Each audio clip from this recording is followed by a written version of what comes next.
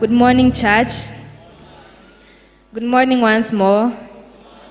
I know it's a bit chilly, but I thank God for bringing us together to listen to the word. First, I would like to thank our vicar for giving me this opportunity to stand before you, to preach to you the word of God. So we will go with our VBS theme, which is going back to the basis. Many problems in our lives come because we have moved away from these foundations. And we are going to look at these foundations from the book of Acts chapter 2 verse 42. Acts chapter 2 verse 42. And it says, they devoted themselves to the apostles' teaching, fellowship, breaking of bread, and prayer. And the first foundation we are going to look at is the apostles' teaching, which is the word of God. And the word of God was spoken to the apostles through Jesus Christ, and it was used to strengthen the faith of the early believers. But many believers today are busy, active even in church, but are disconnected from the word. Yet everything in our spiritual life begins and is sustained by God's word. The word of God is read so that it is hidden in our hearts, as it is written in Psalms 119 verse 11.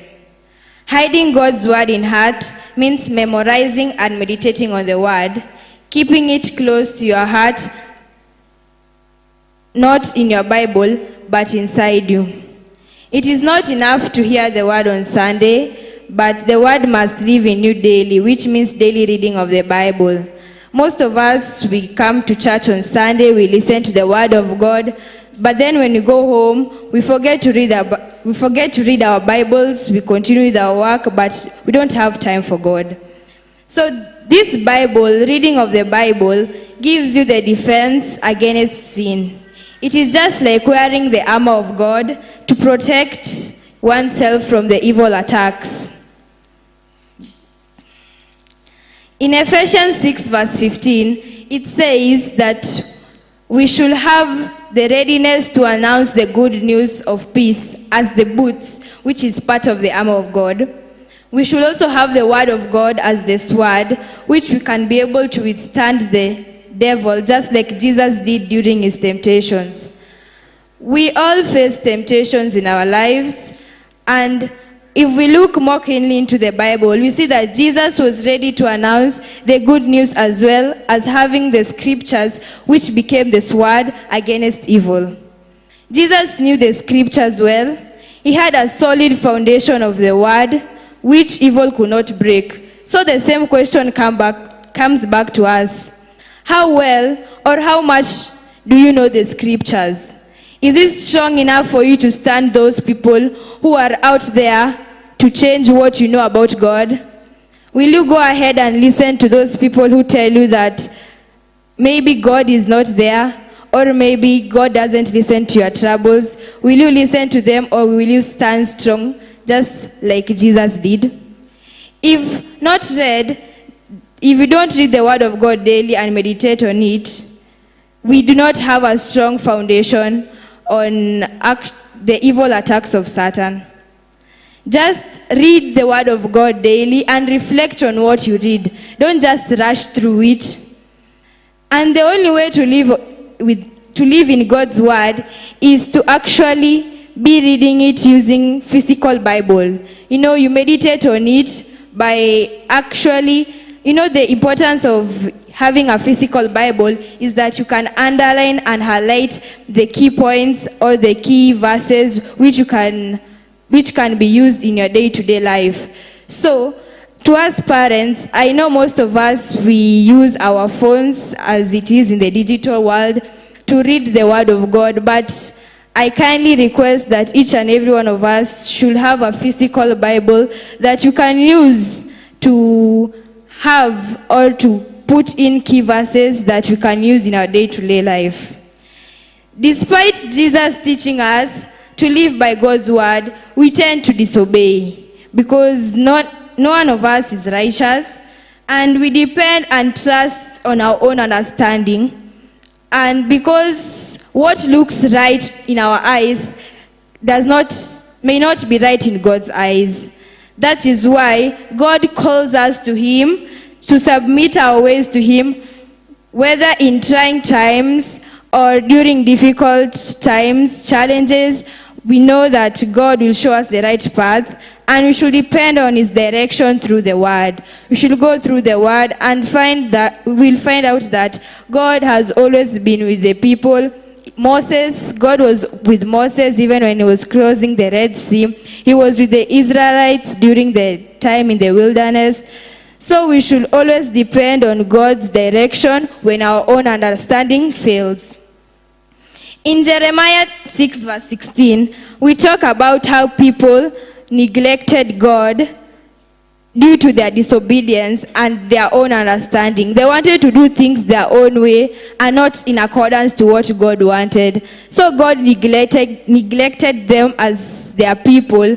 And we find out that if we refuse to obey God's command, the Spirit of God draws far away from us, which means that the Spirit cannot stay near us. We should therefore obey the Word of God and keep to His laws. The Word of God is also like a lamp to the feet, for without it, you do not know where you go, or you might end up going to the wrong places and in the wrong direction. A lamp does not show the whole road at once. It shows the next step by step. The same way goes to the Word of God. It shows us step by steps and gives clarity when in darkness. Amen. This light brings us the knowledge that the Word must remain the center. It should emphasize that the message of Christ should not lose its power or replaced by human wisdom.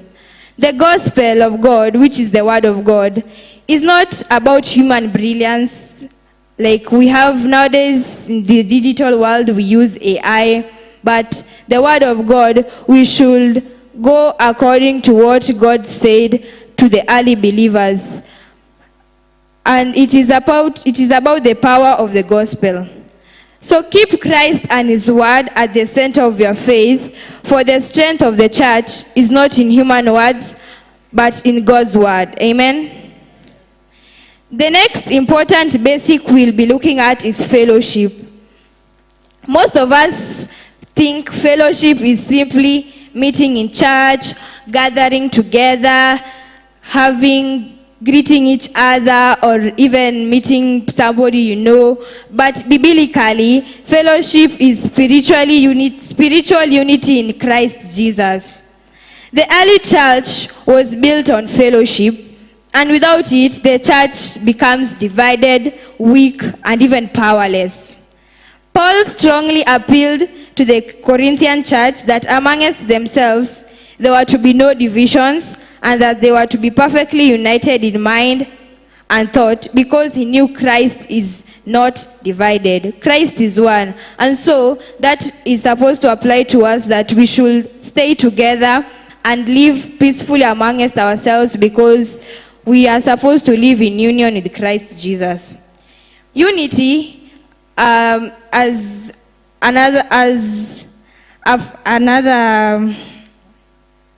one of those key principles under fellowship, it must be centered on Jesus and not individuals.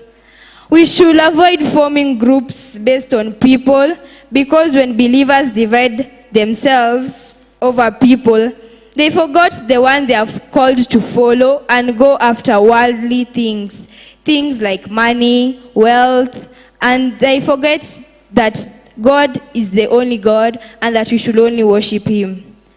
True fellowship is walking in God's light. And this light, honestly, is living and having a truthful life before God and others. Righteousness and pure hearts before God. Because fellowship, you need to have strong trust in your God, and God will always help you. Jesus didn't only preach to the disciples, He fellowshiped with them and lived with them, caring for each other. Fellowship is also life sharing. Humility and not distance or pride. It is strongest in trials, together in hardship, and when God moves powerfully, enabling you to see potential where others see fear. So we should always be together and avoid making or having things that will divide us or arguments that will make us part away from God. Next, we look at the breaking of bread.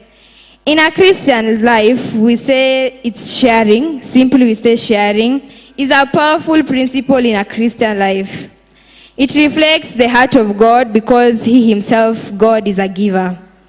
People think sharing is giving money or food, but in the Bible, sharing is given in material things, spiritual blessing, time, love, and gratitude. Us as parents, we are supposed to give more time to our children, our loved ones. We give them time to listen to what they have to say, because maybe they want something and you haven't been there, so you just listen to them. Give them love, show them that they are the only thing that matters. Even if you have work or stress, just show them the love that they need. First, sharing begins with what you have. According to Matthew 14, verse 19, Jesus used what was available, not what was perfect or abundant. He performed this miracle to show that God multiplies what is offered in faith. If you decide to give something out of faith, out of your own willingness from the heart, God multiplies it and it becomes much more. Often, people use the words, "I don't have," so as not to share. But the truth comes that everyone has something to offer.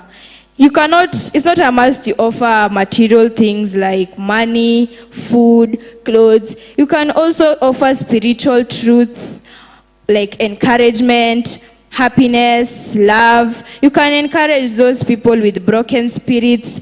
You can share love with those people who you know that maybe they don't have it, or maybe they think that no one cares for them. And the boy in the story, if you look at the story of Jesus feeding the 5,000 men, the boy in the story had little, but in Jesus' hands, it became enough for many. The boy only had 2 loaves of bread and 2 fish, over 5,000 men. And how was that supposed to be shared? But Jesus took it, prayed for it, and it multiplied, and it was enough for everyone. And whatever you have, don't wait until you have a lot to share. Offer what you have to God and others, because small acts of sharing become great blessing, because God blesses the hand that gives willingly from the heart. If you have something, don't just wait until or say that I want it to be more so that it can be for everyone. You just give that one person you know who is in need, and it will actually be enough for everyone, because God doesn't look at your pocket. God doesn't look at where you come from, but He actually looks at the heart that is willing to give to Him. Amen. When you support those in lack, you reflect God's heart of compassion, for God does not require abundance. He requires availability. If you have it, give it to Him. The small thing that you have, you give it to Him. We go back to the story of Cain and Abel. Cain, his first harvest, he didn't give it to God. He gave God the second harvest, while Abel gave God the first lamb that came from his sheep, which means that God should always be kept first. We should always give God the best and not remain for ourselves things that we know that are good for us. Don't only point problems, offer spiritual truth, speak life, and strengthen those who want it. If you know that there are problems, I believe that there are problems that we all face, but instead of discouraging a person, we should always give them heart and tell them that God is always on our side and that He will never leave us. Our last foundation is prayer. Prayer is also a basic principle yet neglected. Prayer is the exercise of faith and hope.